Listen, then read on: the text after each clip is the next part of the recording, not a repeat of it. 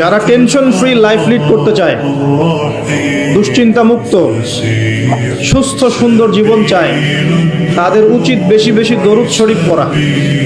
কি পড়া? কারণ কি জানেন? কারণ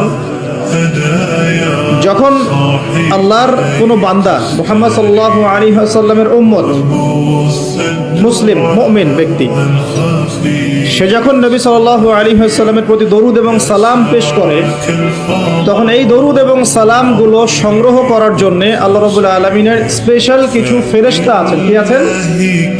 ফেরেশতা আছেন। এই মালায়েকা বা সম্মানিত ফেরেশতাগণ সেই দরুদগুলোকে সংগ্রহ করে, সালামগুলোকে সংগ্রহ করে নবী সাল্লাল্লাহু আলাইহি ওয়াসাল্লামের রওজা বা কবরে পৌঁছে দেন এবং নবী সাল্লাল্লাহু আলাইহি ওয়াসাল্লাম এর উত্তর দিয়ে থাকেন। তো সালামের অর্থ কি? আসসালামু আলাইকুম অর্থ কি? আপনার উপর বা আপনাদের উপরে শান্তি বর্ষিত হোক। যখন আপনি বলছেন ওয়া আলাইকুমুস সালাম, এর অর্থ কি? আপনার উপরেও শান্তি বর্ষিত হোক। তো নবী সাল্লাল্লাহু আলাইহি ওয়াসাল্লাম যখন কোনো ব্যক্তির সালামের জবাবে সালামের উত্তর দিবেন, তখন সেই ব্যক্তির জীবনে শান্তি আসবে না? তার দোয়া পাওয়া গেল না?